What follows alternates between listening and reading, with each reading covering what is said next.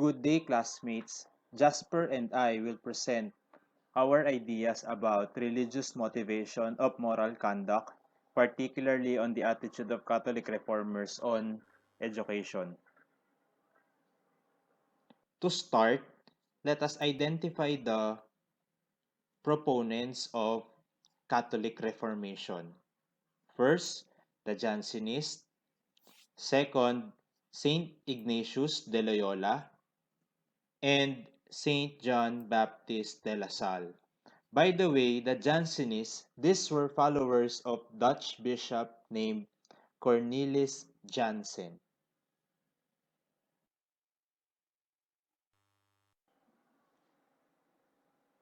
To continue, let us discuss a short background on the following groups: Society of Jesus, Christian schools, and Jansenist. The Society of Jesus is popularly known as the Jesuits. This was founded in 1534 by Saint Ignatius de Loyola. Saint Ignatius de Loyola is a nobleman who had been converted to the religious life while recovering from a wound received in battle. The second group, the Christian schools, was established by Saint John Baptist de La Salle in 1684.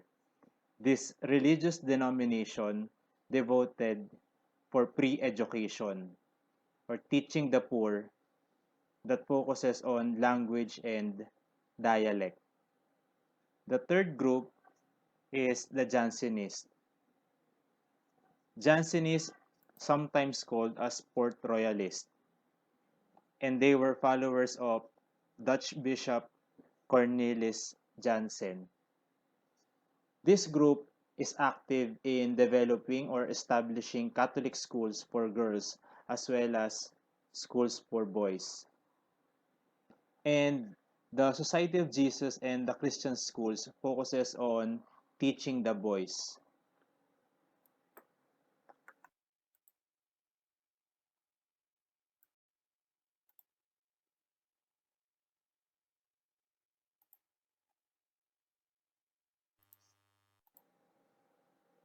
The discussion today about the attitudes of Catholic reformers toward education will center on the following: aims, type, content, agencies, organization, and methods.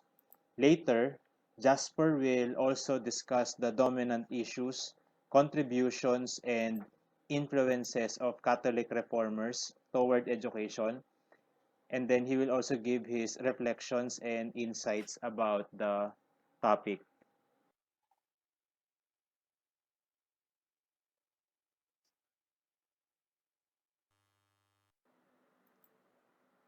Let's start with Roman Catholic education. The objective of the new Roman Catholic education is to produce men and women who are upright citizens or full of morals. And then they also aim to train people to have useful and glorious life. Or in other words, they train people to spread the teachings of the Catholic Church. Like, for example, being loyal to the dogmas or principles of the church and able to share his or her learning in the school. But towards the end, the Roman Catholic education were able to identify its greatest objective, which was the motto of the Jesuits or Society of Jesus, Ad Majorem Dei Gloriam, or all for the greater glory of God.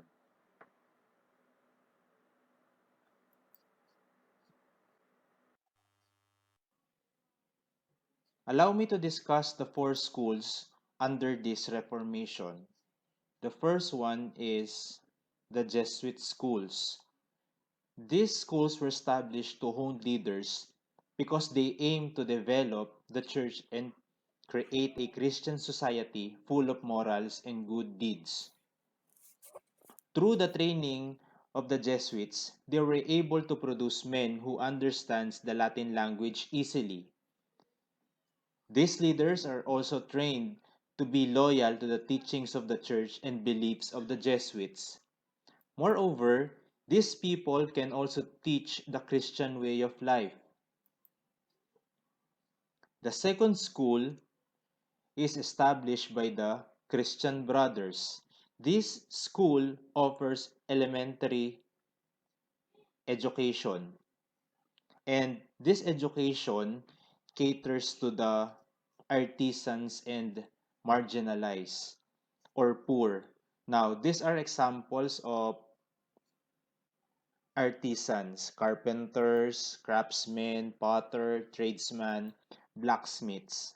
The third school is the Jansenist schools. This was designed to offer spiritual salvation and moral reform. But the main concern on this school, it was only offered to selected boys and girls.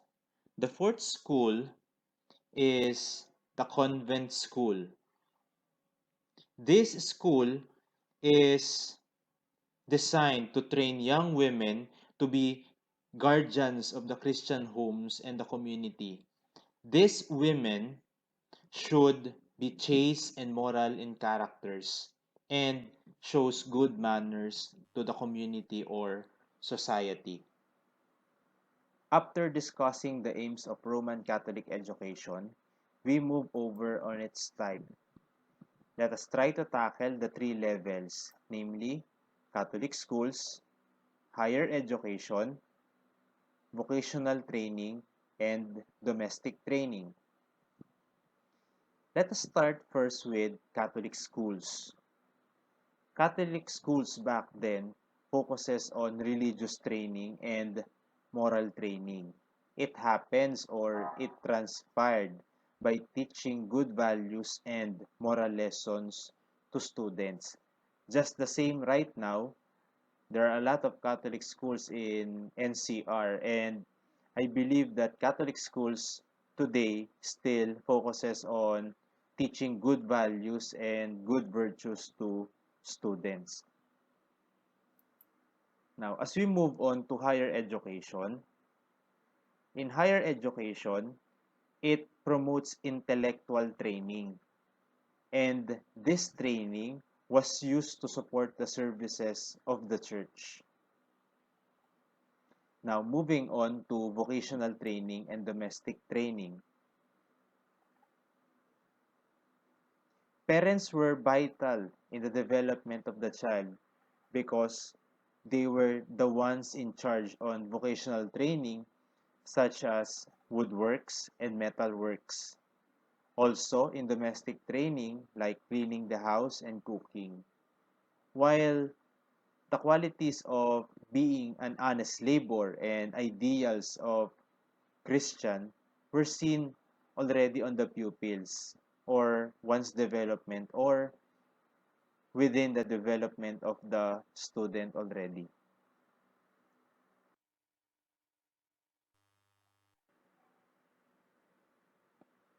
More on the type. I just want to add something about Jesuits training. Now, Jesuits training back then were really important and necessary, like preaching the Word of God, attending to mission work, and then pastoral duties, and taking care of the sick, helping the poor, and teaching the marginalized people.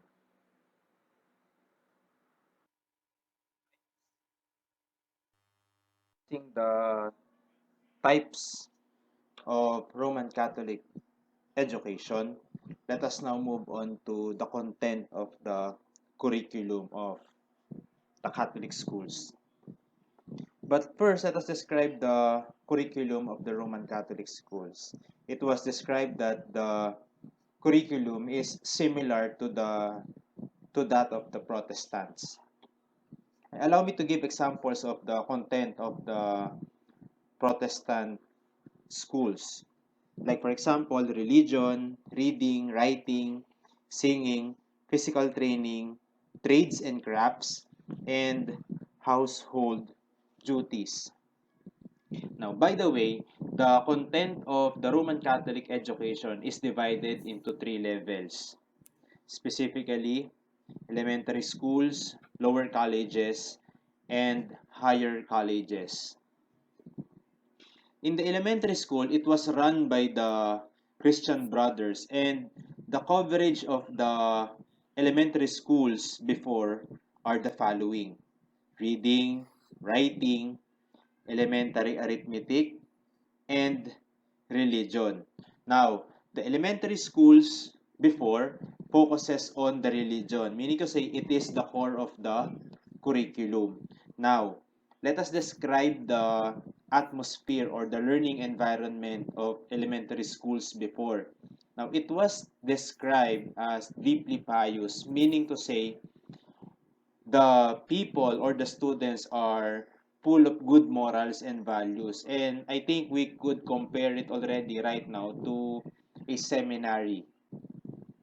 And as we move on, the lower colleges and higher colleges were developed by the Jesuit fathers.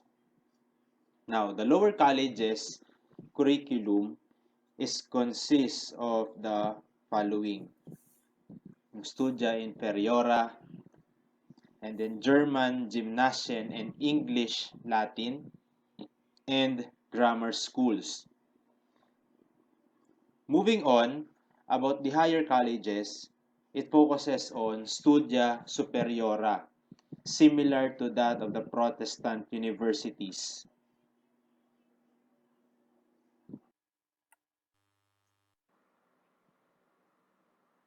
Also, in the content, it is also important to consider the higher Jesuit colleges, particularly the Faculty of Philosophy. Now, the core of the curriculum is scholastic philosophy. And then we also include the following: rhetoric, logic, and Latin classics.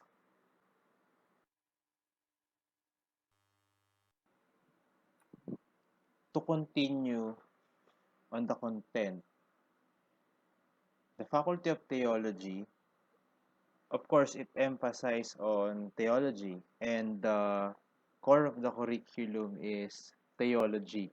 And we also include the following subjects: Oriental languages and philosophy. By the way, Aristotle was the basis of their philosophy, and Thomas de Aquinas for their theology. After discussing the Jesuit schools and the elementary schools, which was established by the Christian Brothers, let us try to study the positives and negatives of Jansenist schools. Now, it was described that the curriculum of the Jansenist school is more advanced than the Catholic schools, but they neglect the physical training and science in their curriculum. And by neglecting the physical training and science, it resulted to a more advance of literary studies than the Jesuit schools.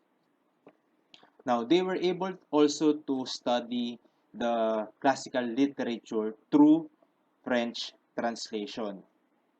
And they study mathematics and logic to promote higher order thinking skills or the understanding of the pupils.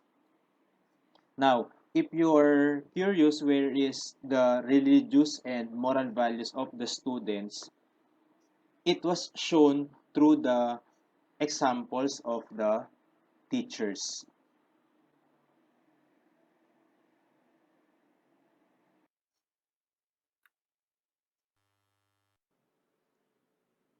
On this slide, it will explain the equality of the convent school. Now, the convent school believed that the curriculum of the boys' school should be similar with the girls' school. And on the next slide, it will explain the slight modifications adapted for the curriculum of the women because they believe that women have special needs in terms of the education.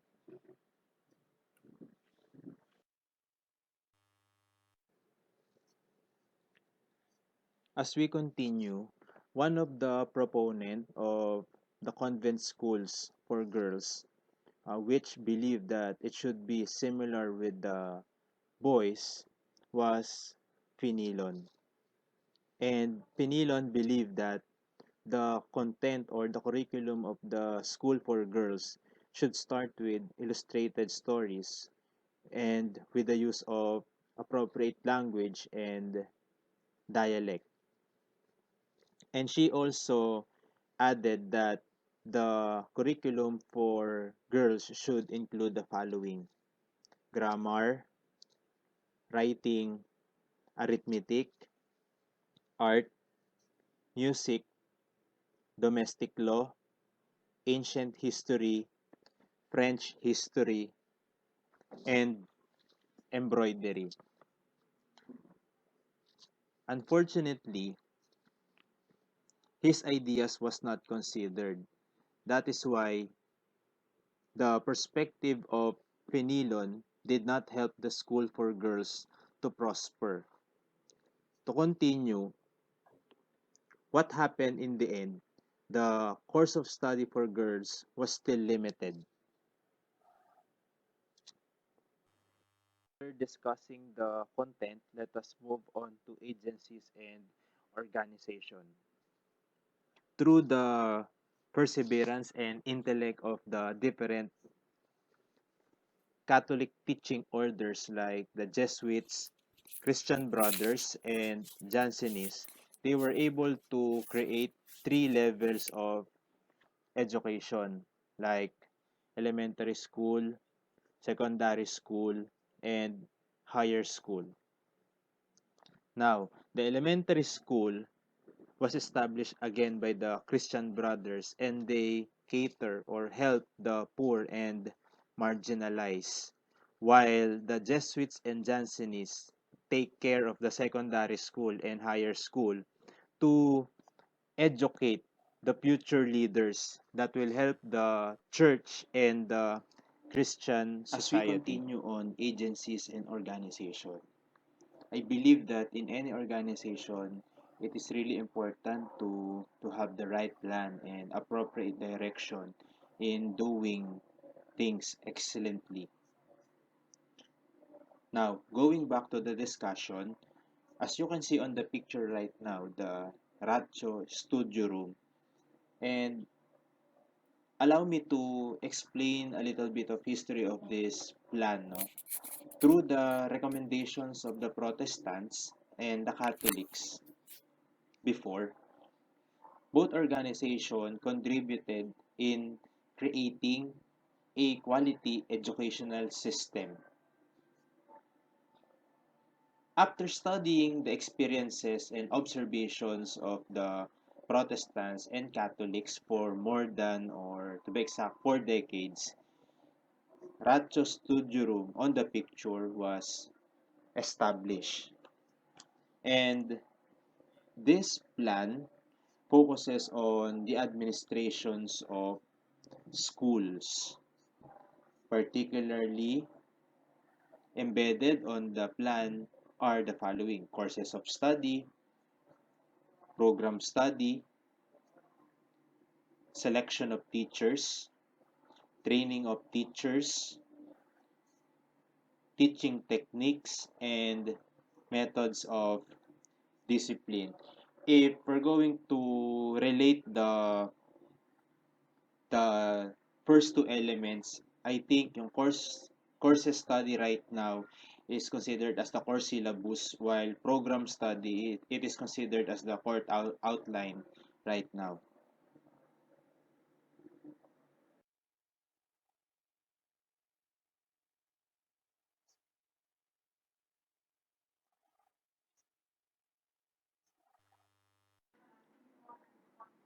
As we continue on agencies and organization, please allow me to give an example of the hierarchy of the Jesuit order or the Society of Jesus in education.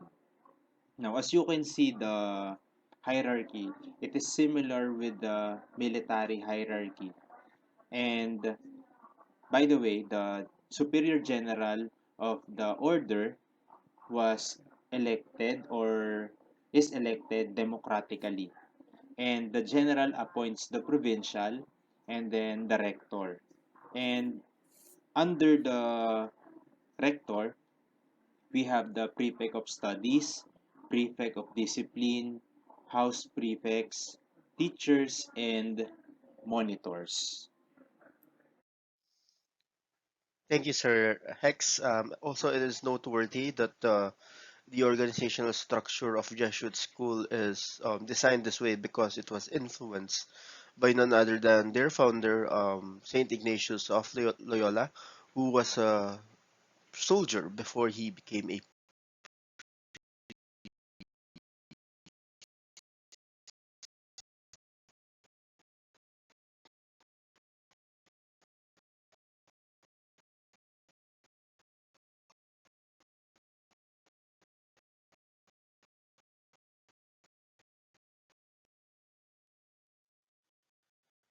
Now let us proceed on the actual structure of the program of a Jesuit school. As you would notice, descriptively, it is rigorous and lengthy to say the least because we have two levels. We have the secondary school, which is known as the lower college, and the higher school, which is the higher college. Now, in the secondary school, we have three grammar courses, which is your Infirma, Media, and Suprema. And then you have Humanities and Rhetorics. If you're planning to become a Jesuit, you'll have to take a 2 year preparation courses, which is known as novitiate. In the higher school, we have 3 year art courses known as the Faculty of Philosophy.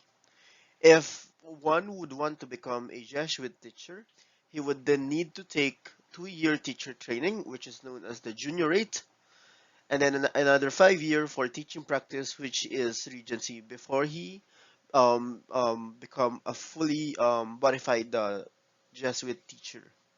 Now, if one is planning to become a Jesuit priest after novitiate, of course, he will go to the 3 year art courses, and then we'll go to the Faculty of Theology for 4 years, another 5 years for teaching practice, and then we'll proceed on ordination and tertianship. Tertianship is the practice or a spiritual practice and training before becoming a fully bona fide Jesuit priest.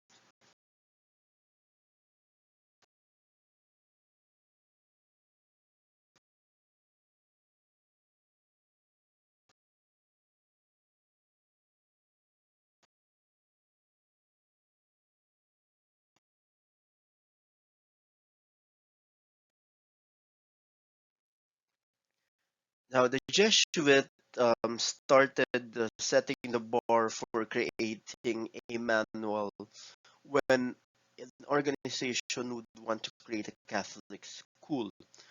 That is why the Christian school was created, what we call the Conduct of School, which is a correspondent to the Ratio Studorium of the Jesuit. The Conduct of Christian school is primarily focusing on training schools for teacher, and it is rigidly prescriptive, yet it is amended frequently.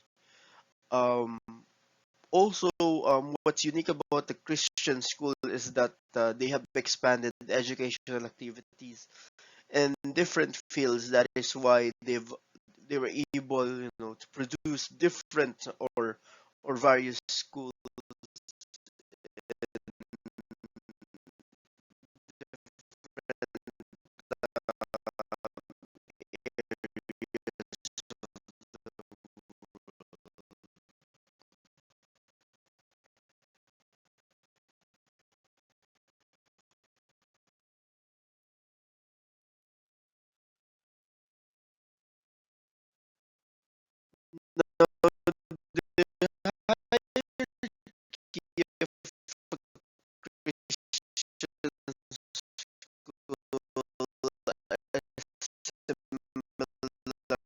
what the Jesuits have.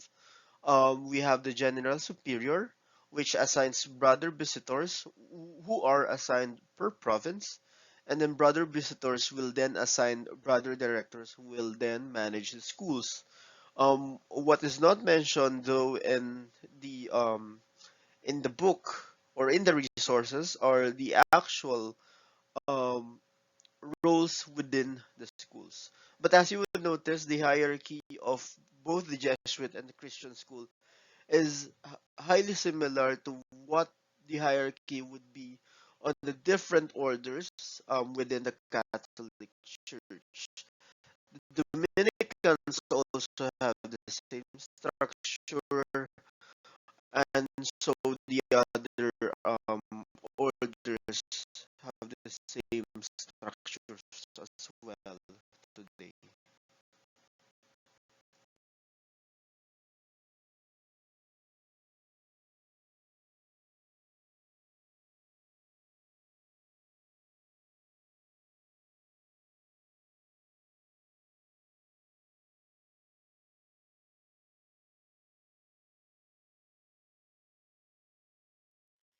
Jansenist schools are highly unique because of various reasons.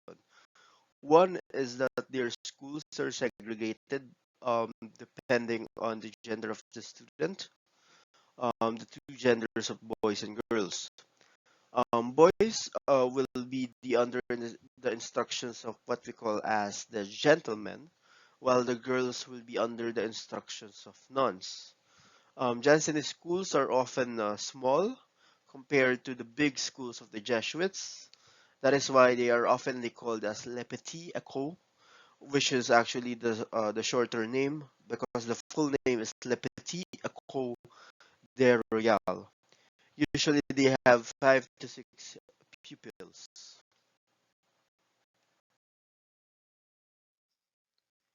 Now that we are done on discussing the agencies and the organization of each schools, let us now look at how these schools carry on their instructions by looking at their methods.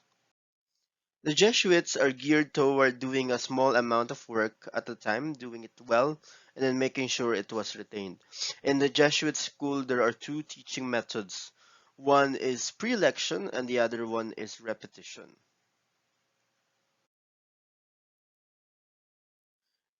Pre-election is a virtually a lesson assignment. This is wherein the teachers would take his pupil to work on the lesson that they need to master. The first part of pre-election is the general meaning, wherein the teachers would discuss the general meaning of the topic that they would need to discuss.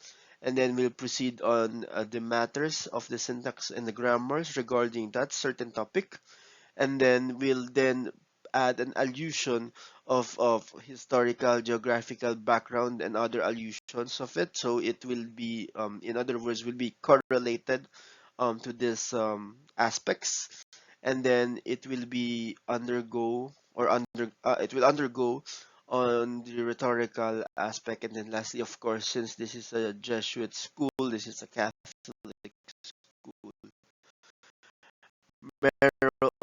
moral lessons will be the, the last part of pre-election.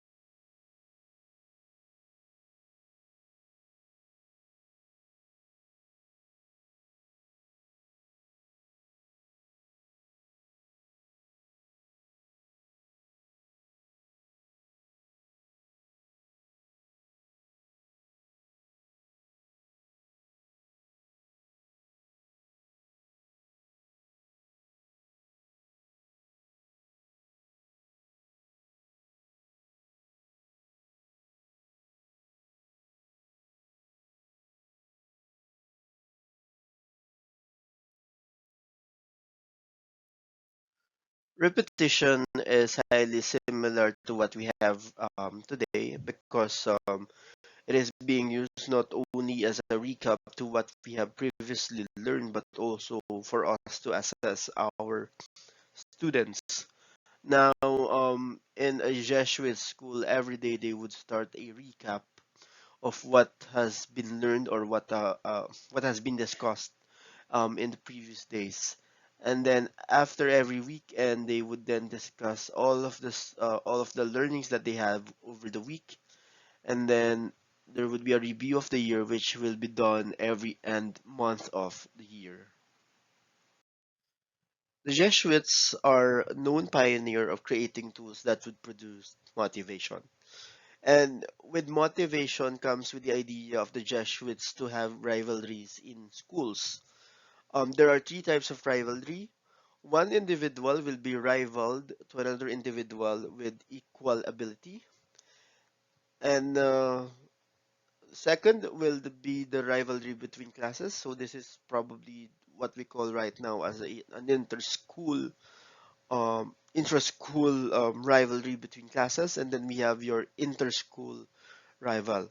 Now, this is probably the reason why Jesuit students, even today, are competitive because it is innate with the nature of the Jesuits. Um, just to share with you, I've actually read one tweet in Twitter. We have those Athenians now that when they talk, they always resolve into a two-way TED talk. So, kumbaga, a simple discussion would then lead to into a deeper discussions that would likely, magmumukhang TED talk. Kasi nga, you know, Jesuit students are like that. We are competitive in nature, and we are, taught because of this motivation. And of course, school rivalry would be seen even in sports. That's why we have, the classic rivalry between Ateneo and LaSalle. Corporal punishment was used only as a resort in Jesuit uh,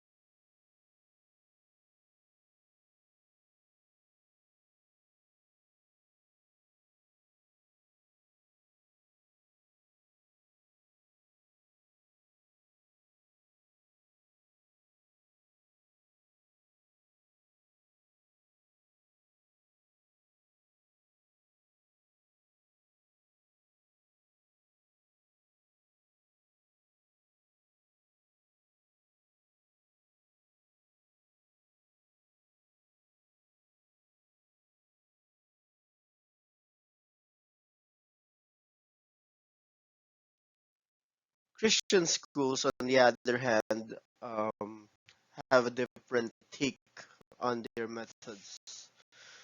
Now, Christian schools pioneered into adopt into adopting a technique wherein they would put schools into classes according to their ability. So if you have schools that have cream section, section A, star section, wherein the best and the brightest are in one class, and then they are equally grouped based on their ability. the Christian schools started that.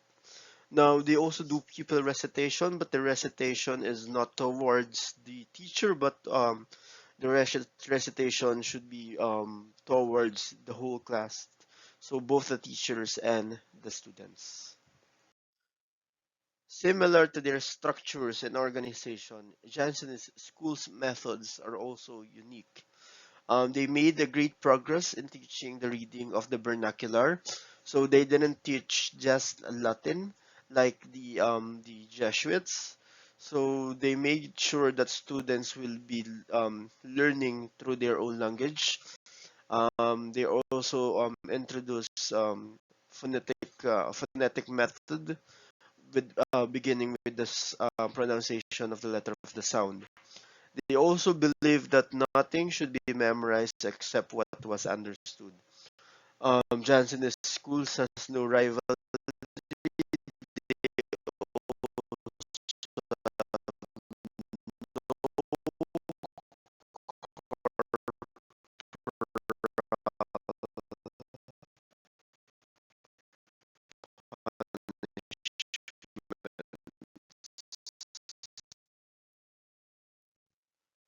Now let us look at the dominant issues that have risen in the three different schools. Now I don't want to stir up controversy here, but let's look at first at the Jesuit.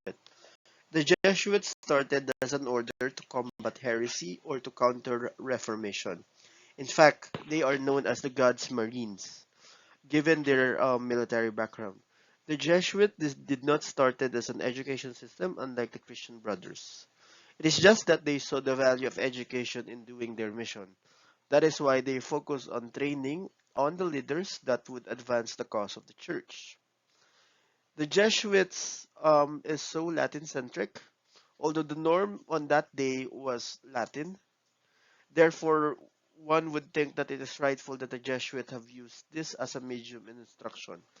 However, the Jesuit failed to realize that in order for students to have deeper understanding of topics, sometimes vernaculars would work like the Jansenists would do.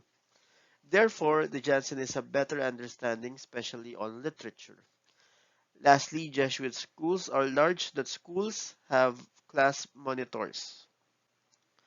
Christian schools, on the other hand, are not readily recognized by the church because they are not a religious order. This is not stated in the resource, but I will further discuss it on our insights. Jansenists neglected physical training. And lastly, Jansenists didn't end well because it is riddled with controversy that the Pope would later declare some cardinals as heretics and that Jansenist contents in teaching are moving away from the Catholic teaching. That explains this picture. Here, you can see a nun being expelled from the Jansenist schools from teaching heretic materials.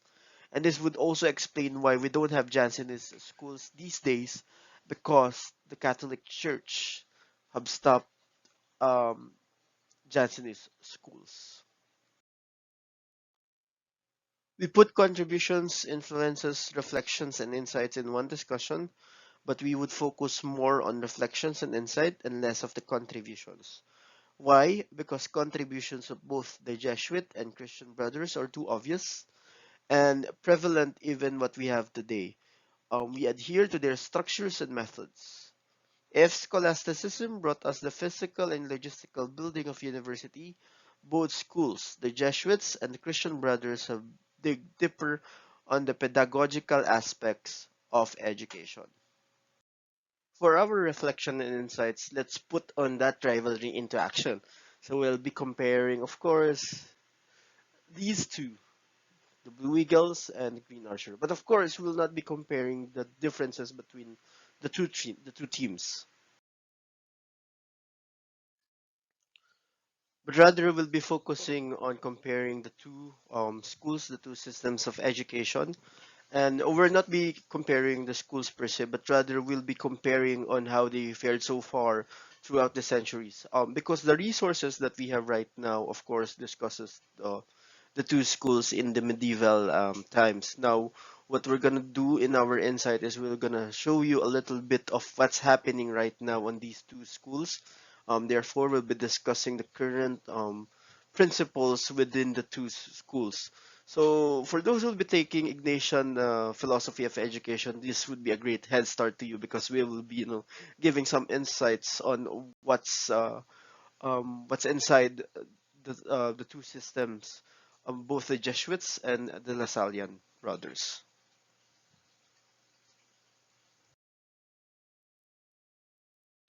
Okay, let's start with the Jesuit education. Coming from a Jesuit school, we as Jesuit students are all familiar with the following buzzwords that are uniquely Jesuits. The resources that we have didn't mention any of these words except for Ad Majorem Dei Gloriam, or AMDG, or for the greater glory of God. However, these words are key principles in the modern Jesuit educations. These words come from various resources, not just from Ratio Studorium. One is Cura Personalis, which was taken from St. Ignatius' spiritual exercises. Cura Personalis is care and concern for the whole person. So, as Jesuit educators, we should see our students in their totality and nurtures each one of them holistically. Another one is Magus, which means literally as more. We seek to instill our students a passion for discipline excellence and a constant desire to be better and to do better. Next one is men and women for other. We strive to imbue our students with love for service and others. But these are just some of the few principles that the Jesuits are practicing today. But here's something to ponder on. Earlier, we discussed that Jesuits are born to combat heretics and to counter Reformation. In fact, they are known as God's Marines. However, through the courses of time, Jesuits are known to be the more liberal order compared to the other older Catholic orders like the Dominicans and the Benedictines. Jesuits didn't shy away from the discussions of LGBT rights, broken families, and other red hot buttons of the Catholic Church. With this, I leave you an open ended question. How does this quote and an unquote liberalism of the Jesuits have affected their students and the educational system as a whole?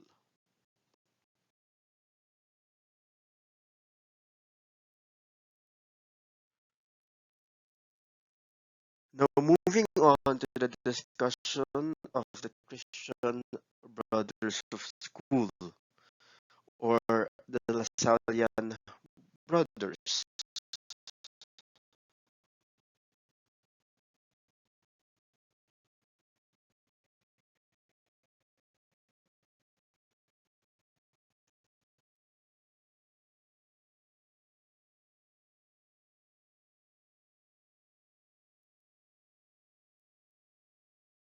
As mentioned previously, the Jesuits are formed to combat heretics and to counter Reformation, which is a big difference to the formation of Christian Brothers. And since we are from the Blue School, let me give you a quick historical background of Saint John Baptiste de La Salle.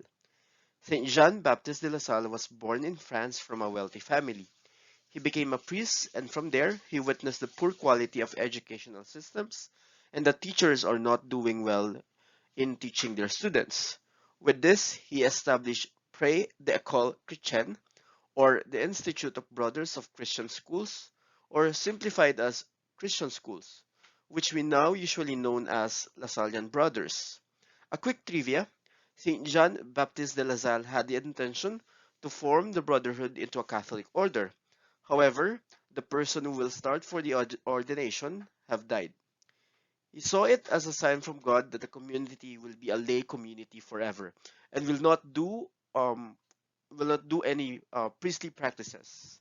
Hence, today we don't see a Lasallian priest because all of them are lay people or brothers. The original name of the congregation also explains why you'll see FSC on the name of a Lasallian brother. For example, former Education Secretary Brother Admin Luistro FSC. And through the times, within the organization sprouted a fraternity, which is Signum Fidei. The star that you're seeing right now on your slide is the Signum Fidei star, which talks about the principle of Lasallian education. One is respect for all persons. The second is faith in the presence of God. Third is the concern for the poor and social justice. Fourth is the quality of education. And then fifth is in the inclusive community. Another trivia is that because of all of this Reformation education, and especially on teachers, Saint John Baptist de La Salle is now known as the patron saint of all teachers.